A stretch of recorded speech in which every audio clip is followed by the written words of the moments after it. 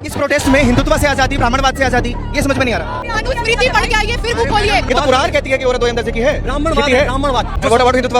हिंदुत्व तो तमाम चीजों की जड़ है। बांग्लादेश में हिंदुत्व नहीं है, यहाँ बांग्लादेश में ब्राह्मणवाद नहीं है, वहाँ क्यों बलात्कार हो रहा है, वहाँ क्यों मर्डर हो रहा है, वहाँ क्यों जला देना चाह रहे हैं? अगर आप हिंदुस्तान में हैं तो आप यहाँ की बात करिए ना। जेएनयू वाले फिलिस्तीन पे बात कर लेंगे, जेएनयू वाले ब्राह्मणवाद पर बात कर लेंगे, जेएनयू वाले गाजा पर बात कर लेंगे, लेकिन जेएनयू वाले बांग्लादेश पर बात नहीं करेंगे। मैं सवाल पूछूंगा, ब्राह्मणवाद बांग्लादेश में नहीं है, क्या करोगे? जय श्री राम दोस्तों। फिलिस्तीन का मुद्दा आता है तो ये लोग चिल्लाने लगते हैं, गाजा का मुद्दा आता है तो ये लोग ढपली बजाने लगते हैं, और हमारा हिंदू बांग्लादेश में नंगा करके पीटा जाता है और जलाया जाता है, और इनसे उसके बारे में सवाल पूछ लो तो ये लोग चुप्पी साध लेते हैं। पाकिस्तान का मुद्दा आता है तो ये लोग चुप हो जाते हैं और कहते हैं कि भारत में रह रहे हो, भारत की बात करो। ये बातें फिलिस्तीन के समय कहाँ गई थी, गाजा के समय कहाँ गई थी? अरे ये दीमक है, भारत के दीमक, भारत को खोखला करके रख देंगे। आजकल कुछ वामपंथी विचारधारा के लोग कुलदीप सेंगर के विरोध में प्रदर्शन कर रहे हैं क्योंकि उसकी सजा निरस्त कर दी गई है। चलो सही है, तुम उसका विरोध करते हो, करो। तुम बीजेपी का विरोध करते हो, बिल्कुल करो, पर अपने धरने प्रदर्शन में हिंदुत्व से आजादी, ब्राह्मण से आजादी, सनातन से आजादी के नारे लगा रहे हो। ये कौन सी मानसिकता है भाई? और एक झुंड बनाकर ऐसे नारे लगा रहे हो। ऐसी मानसिकता दोस्तों अपने देश में पाली जा रही है। ये सब नहीं चलेगा इस देश में। ये हम क्यों सहन कर रहे हैं? क्या ये भारत देश है जहां पाकिस्तान बांग्लादेश की भाषा बोली जा रही है? ऐसे ही कुछ वर्षों पहले ऐसे ही कुछ गद्दारों के द्वारा नारे लगाए गए थे कि भारत तेरे टुकड़े होंगे इंशाअल्लाह इंशाअल्लाह। इनमें से एक ने कहा कि जाकर के मनुस्मृति पढ़ो। अरे आओ सामने मैदान में, हमने पढ़ी है मनुस्मृति, हम देंगे जवाब। ये सामने तो आ नहीं सकते क्योंकि इनके पास हमारे तर्कों का उत्तर नहीं होता। उत्तर मांगने पर ये बरगलाने लगते हैं और नारे लगाने लगते हैं कि ये अंधभक्त है, गोदी मीडिया है।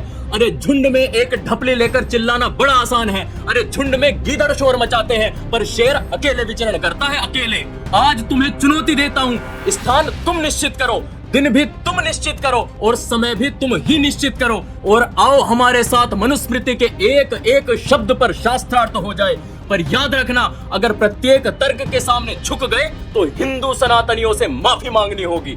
हमारी मनुस्मृति 3 अध्याय के 56वें श्लोक में कहती है कि यत्र नार्यस्तु पूज्यन्ते रमन्ते तत्र देवता।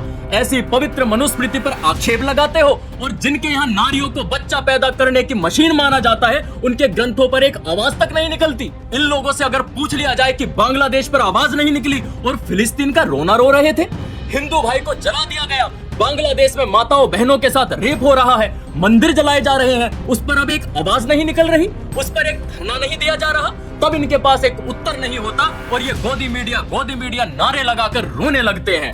अरे ढपली बजाकर क्या नारे लगाते हो? आओ तुम्हारा तांडव कराएंगे, तांडव।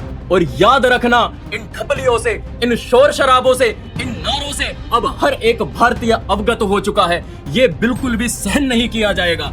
तुम्हें आजादी चाहिए? जाओ फिलिस्तीन, जाओ गाजा, जाओ पाकिस्तान, आराम से जन्नत में आजादी मिलेगी। और हिंदुओं तुम भी सुन लो, तुम्हारी मनुस्मृति इसलिए जला दी जाती है क्योंकि तुम चुप रहते हो। तुम्हारी रामचरितमानस इसलिए जला दी जाती है क्योंकि तुम चुप रहते हो। हमारे राम जी को गालियां इसलिए दी जाती है क्योंकि तुम चुप रहते हो।